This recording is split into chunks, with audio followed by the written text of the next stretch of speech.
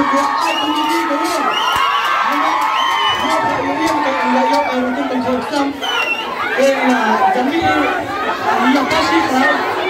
Kemudian baik kita ini nah tadi kaji lekman tajuk yang request tarai. Nah sebenarnya bisa buat ini dengan ada request dan ada request. Ya request ini.